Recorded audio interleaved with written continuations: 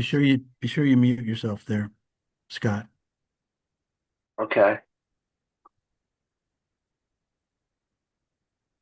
Okay, good afternoon. This is the Government Operations and Ethics Subcommittee of the Government, Labor, and Elections Committee. I'm Delegate Ken Kerr, Chair of this subcommittee. Today, we are going to consider 9 bills, and we are joined by Committee Counsel Tyler Babich, who will introduce the bills, help remind us what these do, and introduce any amendments. We will start with House Bill 166. Then we will consider House Bill 1300, House Bill 420, House Bill 435, House Bill 1173, House Bill 1352, House Bill 491, and we do have House Bill 193 that we will jump onto whenever Mike Johansson is able to join us. But let's go ahead and get started now with House Bill 166. Tyler. House Bill 166 establishes the Henrietta Lacks Commission. As introduced, it was going to do a number of things, but with an amendment brought forward, and I will put it on my screen shortly. The bill now is focused solely on economic development in Turner Station, helping track and document awareness and tributes to Henrietta Lacks and her contributions. And it changes things up. So the Department of Social and Economic Mobility will be providing staff as well as determining the chair of this commission. And the Department of Economic and Social Mobility is able to do this with existing resources.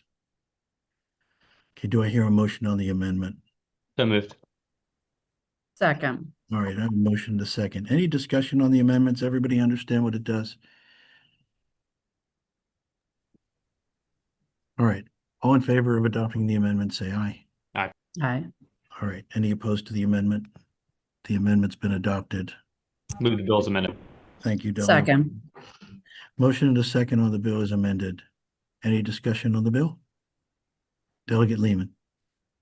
Yeah, thank you, Mr. Chair. I was just curious whether these are sponsor amendments, whether it was a variety of folks that came together to do this, and if someone, Mr. Babich, can you explain really briefly the tie back to Henrietta Lacks? If you explained that, I missed it. Question, do you want to talk a little bit about the procedural behind this, or do you want me to just go over Both, just briefly. And then how the amended bill still somehow relates to Henrietta Lacks. Henrietta Lacks was from Turner Station? Yeah, no, I read a whole book about her. I know what she's about, but I don't understand the connection to the amended bill and her life and what happened with her with, Johns Hopkins selling her cells and everything that happened. I just don't understand where the connection is anymore. So the commission will still be putting together sort of a list or registry of known tributes to Henrietta Lacks. So if there's like a statue or a museum dedicated to her, that could maybe include, literature, books, and like speeches that people have made that would help educate the public.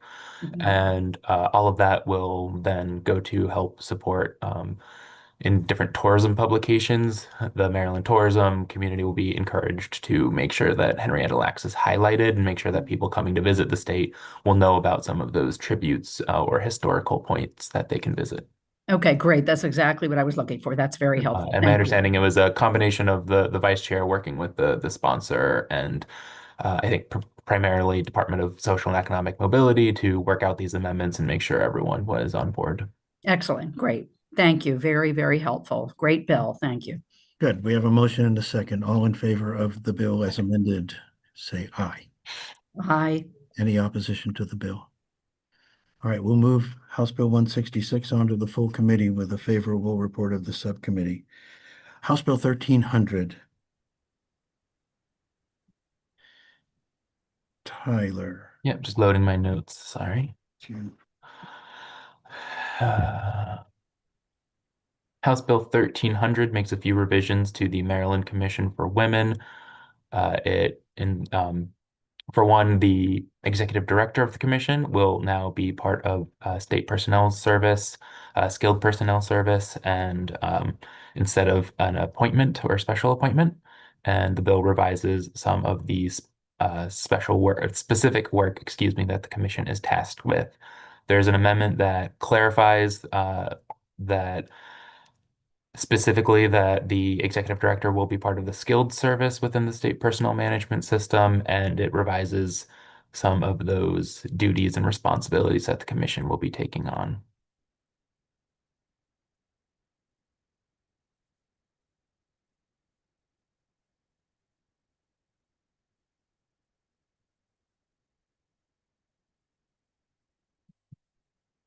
And I believe the current executive director is here if you have any questions, and the bill sponsor Delegate Hill was here, although she may have had to leave.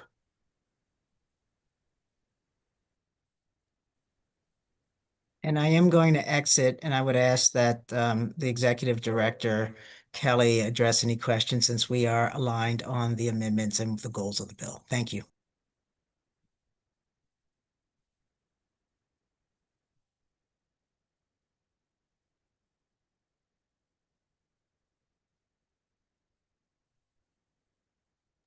Do I hear a motion on the amendment? Move the amendment. Second. All right, discussion on the amendment. All in favor of adopting the amendment, say aye. Aye. Aye. All right, any opposed to the amendment? Seeing no opposition, the amendment's been adopted on the bill as amended. Move the bill. Second. All right, we have a motion and a second. Discussion on the bill. I don't see any discussion on the bill. I'll call for a vote. All in favor of House Bill 1300 as amended, say aye. Aye. Aye. Any opposition to House Bill 1300 as amended? Seeing no opposition, we will move House Bill 1300 onto the full committee with a favorable report of the subcommittee. House Bill 420. House Bill 420 is coming back for a technical change to amendments. So as discussed and last week, House Bill 420 adopts federal law that's already applying in Maryland that requires most licensing or certifying boards for professions in the state to accept and allow the practice for either members of the military or their eligible spouses who have been licensed or certified in another state so that they can practice here in Maryland. There was an amendment that just clarified that the Maryland licensing authorities would be able to discipline anyone who, I guess, commits infractions during this practice. And there's just a technical amendment coming from Delegate Rogers' office that just corrects the references to who can be doing the disciplining, since the same terminology isn't used for every type of board and profession. So it's specifically this part here, subject to the same disciplinary authority as an individual licensed by a licensing authority in the state. And Delegate Chisholm? Thank you, Mr. Chair. I know that this bill was being worked on both in the House and in the Senate. With this amendment, does it now align with the Senate bill? If you happen to know that, Tyler. I can't say exactly where the Senate's at the moment, but this originally, it was both Senator Simoneau, the Senate sponsor, and Delegate Rogers here in the House, working closely with the stakeholders. So it should be all aligned. I'm just not sure if the Senate formally adopted these amendments yet. Okay. But that's the intent, Delegate Chisholm, is that the bill, Yeah. two bills are aligned at this point. Okay. I just want to make sure. He is my senator, so I wanted to make sure. All right, yeah. Thank you. Okay, would you like to move his amendment? Move the amendment. All right. Second. All right, we have a motion and a second on the amendment. All in favor of the amendment, say aye. Aye. Aye. And in any opposition to the amendment is adopted. On the bill as amended, do I hear a motion? Move the bill as amended. Second. Second. All right, we have a motion and a second on the bill as amended. I think that Tyler brought us up to date on this, but is there any additional discussion on House Bill 420? I will then call for a vote. All in favor of House Bill 420 as amended, say aye. Aye. Aye. Any opposition to House Bill 420? Okay, we will move House Bill 420 onto the full committee with a favorable report of the subcommittee. House Bill 435. House Bill 435 would expand an existing requirement for certain movie theaters to include additional or certain amount of open captioning screenings of films, and it would just expand the number of theaters that this applies to. There are no amendments. Do I hear a motion on the bill? I move. Okay, Second. all right, we have a motion and a second, discussion on the bill. Delegate Chisholm. Thank you, Mr. Chair. I think you and I have probably heard this bill several times and it finally got passed. Do we know what the attendance looked like? Because I think the bill, and you can correct me if I'm wrong, the original bill that we passed in years past had one theater that had to have closed captioning. This expands that. On the ones that we've already passed, do we know if what type of attendance they were? My big question is, is this necessary, or do we feel like people are being shut out? Well, I can tell you that this bill applies to theaters that have 4 or more screens, and it increases the number of showings. Now, anecdotally, we had a town hall in Frederick, which has admittedly a very high population of deaf residents. And their big ask was for this bill. Okay. Thank you. You're welcome. And Tyler, you said there are no amendments. We have a motion and a second on the bill. Any further discussion? All in favor of House Bill 435, say aye. Aye. All right, opposition to House Bill 435? All right, we'll pass that one along as well. House Bill 1173. Restrictions on use of funds, Tyler. House Bill 1173 applies certain limitations to state procurement contractors and vendors.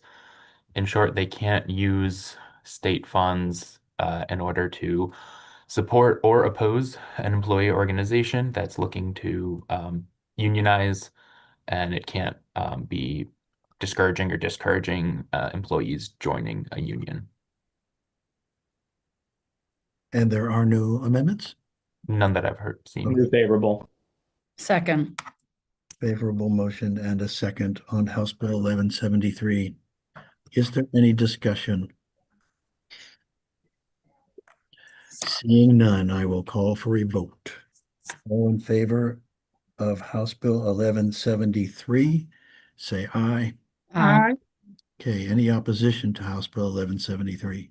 Can I get marked as opposed until I understand the bill better? Certainly. Thank you.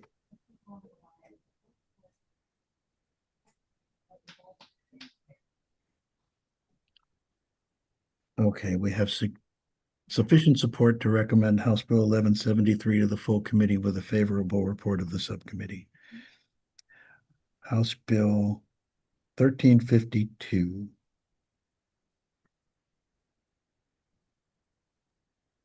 House Bill 1352 establishes a worker residency requirement for apprenticeship hours. And so it requires that at least 35% of apprenticeship hours be performed by state residents. There are no amendments. Is there a motion on the bill? Move favorable. Second. Okay, we have a motion and a second on House Bill 1352. Any discussion? Seeing none, I will call for a vote. All in favor of House Bill 1352, signify by saying aye. Aye. Aye. Any opposition to House Bill 1352? Seeing none, we will pass House Bill 1352 onto the full committee with a favorable recommendation of the subcommittee. Mr. Johansson has joined us. I would like to move now to House Bill 193, Tyler. Okay, House Bill 193 makes a few changes to state procurement laws. including transparency and just procedure issues. The subcommittee has already adopted some amendments. That includes specifying that contract modification requests authorized under this bill only apply to changes in state law rather than federal or local law as well. There are some procedural issues that were given a little bit of clarity, such as setting a deadline for when a unsuccessful bidder can ask for a debriefing. And since then, there's been ongoing conversation between the largest state procurement agencies and a lot of the private stakeholders who would be impacted by this bill. Those were sent out, revised, or the newest amendments were sent out about an hour ago to your email accounts. I know that isn't a lot of time, but hopefully we can talk through things with everyone here. All right, I won't move the amendments right away because I think that these merit some discussion up front. Primarily, well, Mike, why don't you let the subcommittee know where we are with House Bill 193 at this point? So we received some comments and some suggested language from John Willems on behalf of DGS and MDOT, I believe it was both. And we actually are in agreement with those comments, with the exception of one particular matter. I haven't had a chance, Tyler, to kind of carefully review the reprint just to see how it's woven in there. But I think once we do, we'll have agreement on everything except for a provision. Let me find it in the bill so I can describe, I think, the only remaining area of disagreement.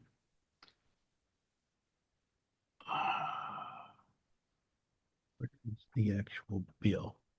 So on page Thanks. of the reprint, page 7 of 9,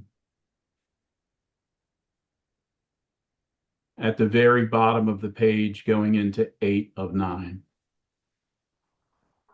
If you start at line 28 on page 7 of 9,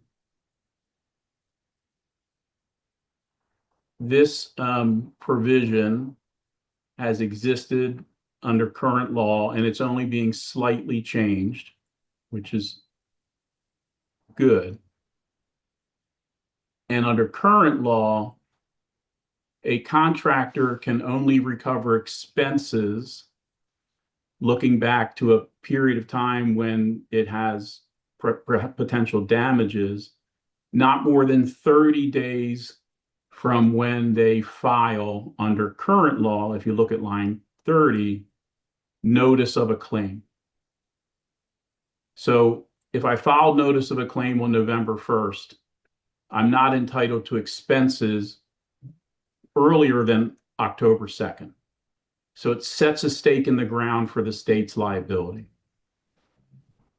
And then what you see as paragraph 2 on the top of page 8 is, under current law, I can't go back more than 120 days from the filing of the actual claim. There's a notice of a claim, then there's an actual claim. The old language of 30 and 120 made sense because you had 90 days to file the actual claim after you filed notice of claim. So those two provisions worked in sync, but still said that I couldn't go back any further than October 2nd, right? My first time I tell the state there's a problem is November 1. I can't go back before October 2nd, whether I use the 30-day number in F1 at the top, at the bottom of page 7, or the 120-day number back. We appreciate the substantive change here by going to 60 days and 150. That's fine. But because on earlier on the page, we changed when the dates were required for filing notice of claim. If you look at the top of page 6 of 9, and you go to the lines beginning at line 6 on page 6 of 9, we went from 30 days to file notice of a claim and then an additional 90 days to file the actual claim, which then makes sense for the 120 that we saw earlier, we went to within 30 days of an equitable adjustment being denied or impassed, or 30 days from when the basis was known. If the equitable adjustment takes 6 months to resolve, leaving that paragraph 2 with the 120 hard line stop means my October 1 date, if I don't get my equitable adjustment decision until July 1st, for example, such as it's denied, and then I file a claim, the state's language would limit me to only 4 months before July 1st. And I lose my marker in the ground of October 1. By striking, our suggestion was to strike paragraph 2 at the top of page 8, because that makes sense, and it's not opening the state to anything earlier than the original October 2nd date that I'm entitled to get, because it was within 30 days of the date that I first notified the state. I think the state's wrong in their position that it opens them up. I would ask them to reconsider it, because mechanically it's just incorrect. And maybe the state can try and convince me that I'm wrong about that. John or Ludmila?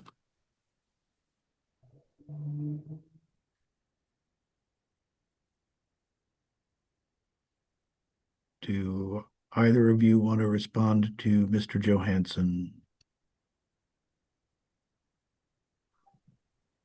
Yes, sorry, I had some technical issues with Okay. logging online.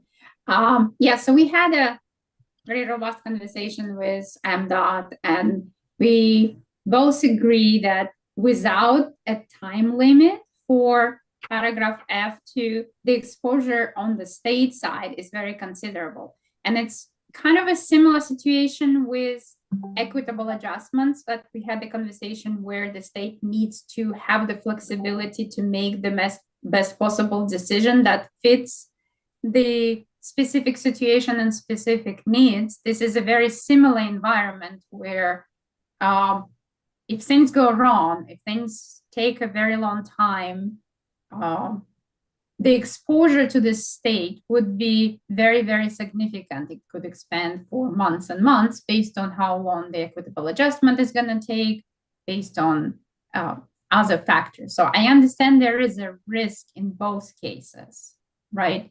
So if we remove it, we're putting all of the risk on the state side. And then we may end up having months and months of bills to be paid based on the claim. That is not ideal situation. I know there's kind of pros and cons to everything. So there. I just have a question, if I Yeah, can. go ahead, Mike. Under my example, if I notify the state on November 1st, how can I ever get deeper than October 2nd? Once I lock in October 2nd, okay, how is it that I can ever broaden the state's exposure up anymore when clearly the 120-day rule, if you leave that in there, which is 150 if I use the amended version, and it takes me 6 months to do an equitable adjustment negotiation, and then you say no, which you're entitled to say no, clearly I'm limited. I don't even get back to my initial October 1st date. So there's no risk to you other than the October 2nd date that is set in stone because it's within the time period that locks it in. So you don't have the exposure that you all claim you do. I don't know if you talked to AG's office about it. Maybe there's a different way to look at it. Yeah, I understand what you are saying. We're looking at it from the perspective of providing enough funding. When we have equitable adjustments, there is no incentive for the contractors to then provide the necessary documentation to communicate and quickly reach an agreement to expedite the submission of the claim, etc. So we're looking at it from the perspective of a risk factor for the state. And I understand what we would be looking for either expanding the deadline as proposed from 120 to 150 days. The basis for that timeline is also different than what is in the current statute. So that's an additional timeline that would be afforded there. And maybe incorporating some language that with the approval of the procurement officer, where we could consider different scenarios and different situations. You're just respectfully, you're reading the language incorrectly with respect to exposure. It's just that simple. Mr. Chairman, the committee can do it at once. My view is I'll be able to fix this at some point because I'll be able to convince the state that this interpretation is just incorrect. So I'll leave it up to you, but certainly we would suggest striking 2 at the top of page 8, lines 1 to 3, and relying on the protection that the state gets at the bottom of page 7, which is lines 30 to 32. Okay, thank you. Let me hear from the committee members. Delegate Chisholm? Thank you, Mr. Chair. Just to make sure I understand the state's risk, but if Mr. Johansson's correct and the equitable adjustment negotiation takes a while to the detriment of the contractor, what's the, I guess, preventative measure that the employer would, or the contractor would have to keep the state from slow walking this process and then putting them out of compliance? Because the state could just kind of, our state doesn't always move fast. So if you slow walk this process, you then force the contractor to be out of compliance, not because of something the contractor did, because of the slow process of the equitable adjustment negotiation. Does that make sense? And I don't know how the state would like to handle or answer that, but. Ludmila or John? Or Ami Kadari? Yes, thanks, Delegate Kerr. And thank you, everyone, for this opportunity to discuss this and provide input. On our side, we're trying to make sure we're not giving up some unlimited liability. As far as negotiation, both parties have an incentive to resolve expeditiously. On the contractor side, there's no guarantee, like Mike said, that we're gonna agree to something, that they're gonna get the amount that they may claim. At the same time, on the government side, every day that this goes on further, that's more potential payout that we will have to do. So both sides have an incentive to move expeditiously. Looking at the history of this provision, I mean, the General Assembly has put limits for a long time. It did increase once from, I think it was from 60 to 90 to 120, and now we are open to an increase to 150, but our concern is what is the possible consequence of an unlimited potential liability? And if in that case, I mean, we would have the incentive to keep moving to resolve expeditiously because the clock is adding to us. We are potentially on the hook for longer, but what about the contractor side? So we're just trying to keep this with some kind of limit. Yeah, and I appreciate that. And look, it is in everybody's best interest to move expeditiously, but with all due respect, when we're talking about contractor money, that's contractor money. When we talk about state money, it's the taxpayer money. We don't seem to have as much incentive to move as fast when it's rate or taxpayer money. I know you guys all have budgets, but it's like, contractors have subcontractors and everybody wants to move faster, but when it's your money, you tend to move faster. We are stewards of taxpayer funds. It is. I appreciate that. I understand. Mike Johansson.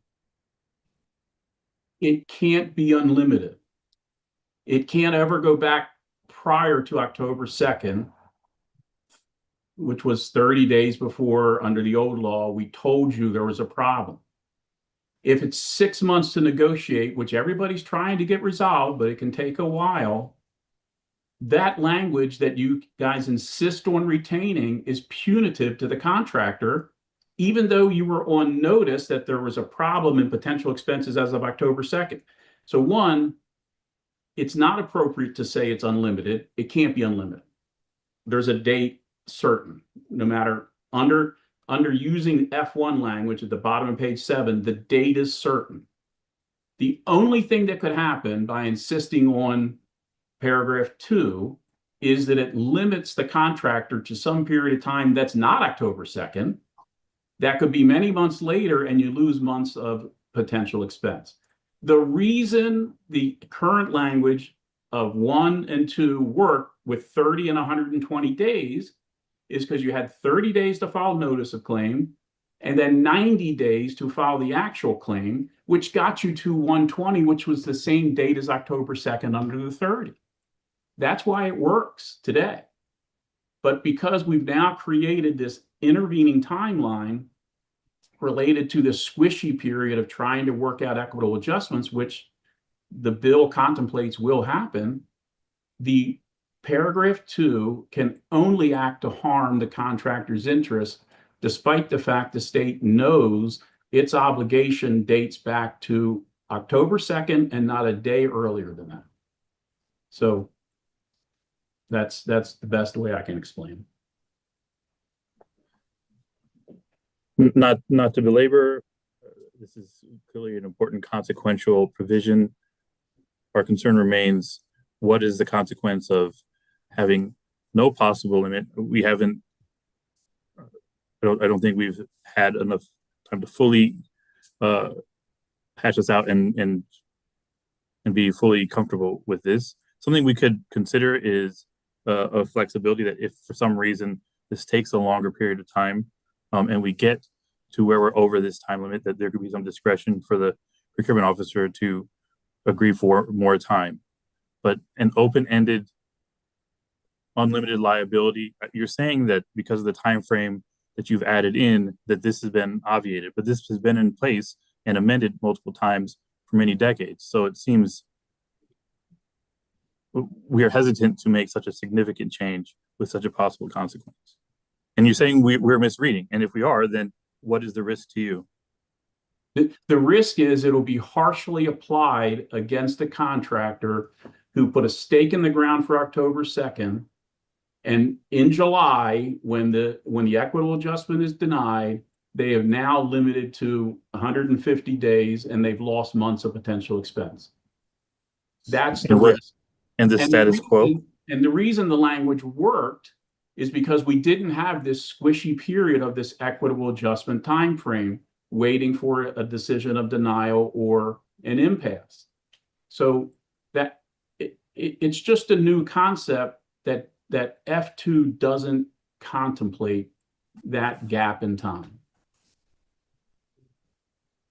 So, Ludmila. Yeah, I just wanted to further highlight that I agree this is a new concept, and significance of this change is that we are trying to get the equitable adjustments into consideration for when the claims the costs are recovered. So that is a big change for the state side to go through the process of equitable adjustments to try in the best possible efforts to reconcile the differences without going through the claims, right? So that that's how it should be going. So I just wanted to highlight that this is statutorily a big change. We're moving a lot of risk from the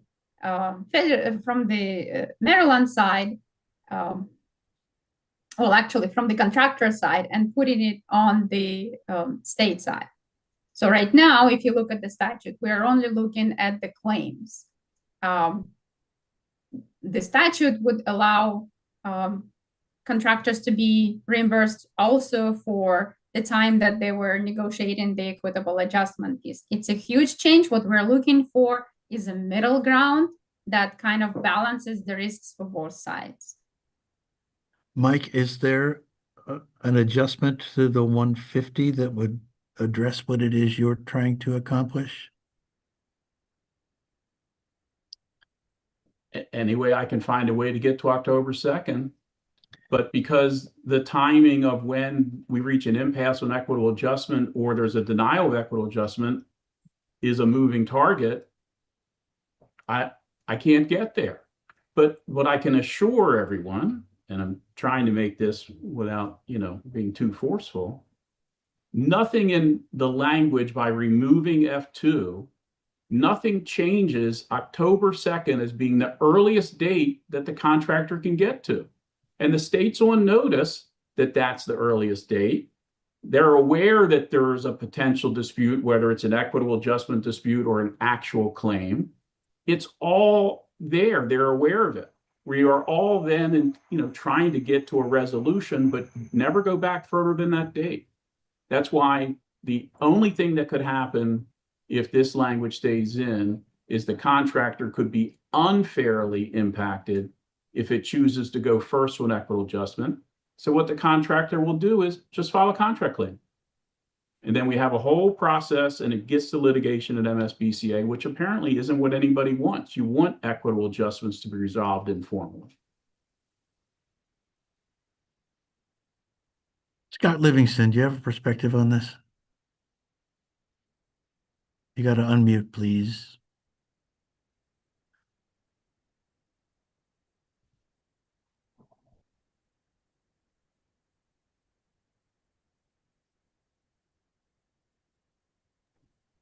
Hi. Yeah, this is Scott Livingston, and I appreciate the DGS's concern, but it's when it comes to equitable adjustments and negotiating a settlement, the contractor always wants to get it settled really soon so we can get paid, and the state always is reluctant to do that and uses that position to its own advantage.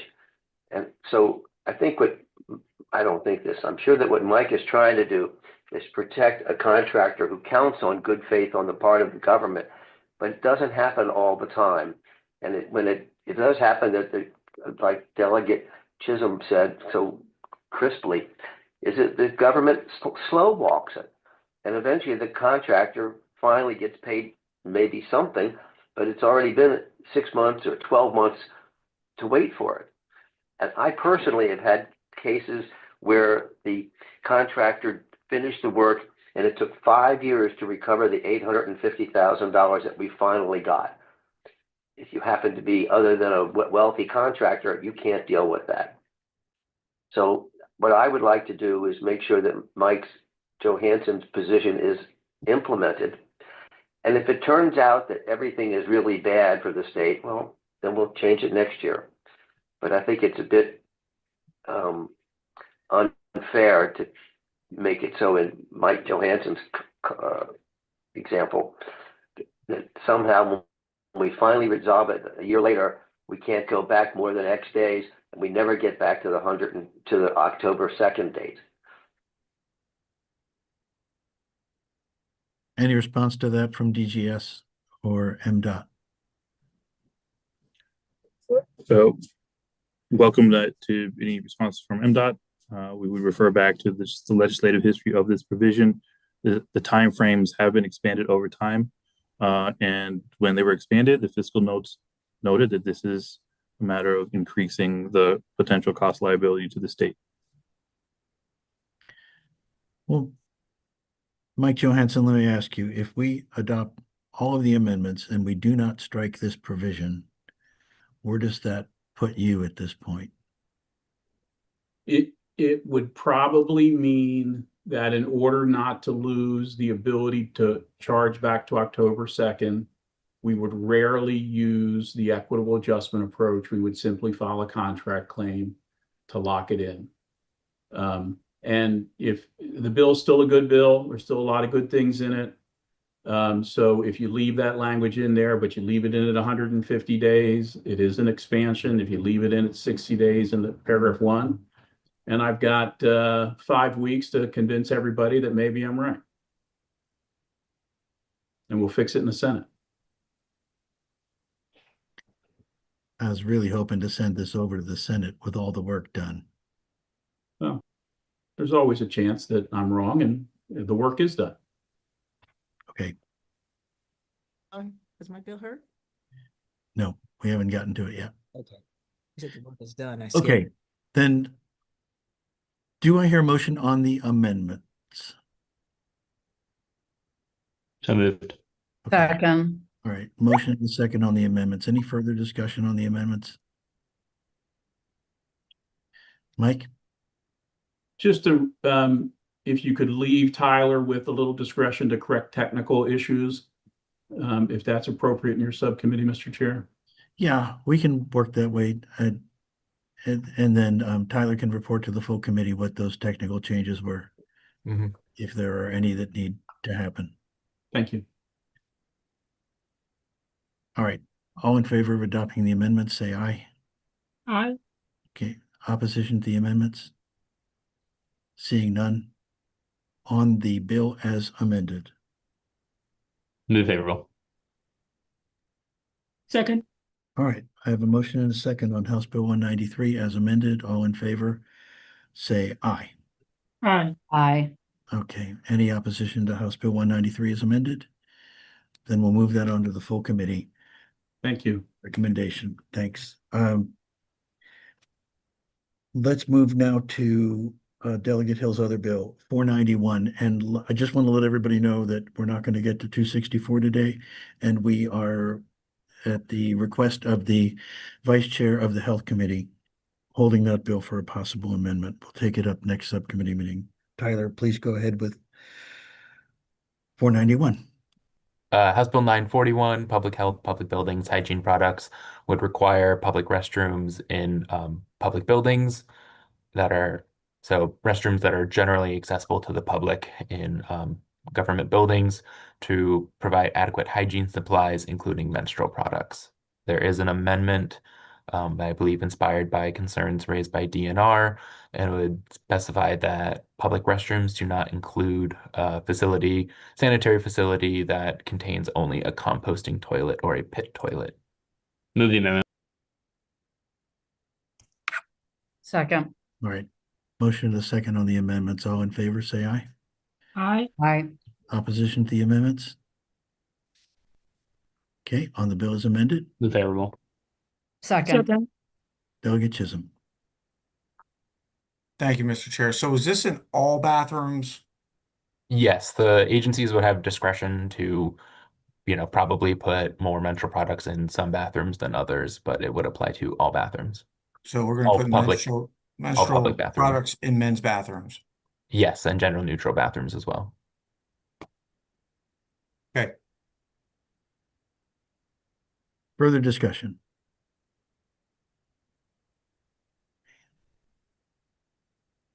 Okay. On the bill as amended, all in favor, say aye. Aye. Aye. And those opposed to the bill as amended? No. Okay, we had one, no. You can record me in no as well. Okay, is that Delegate Tomlinson? I Yes, don't see. I just hopped on. Sorry. Okay.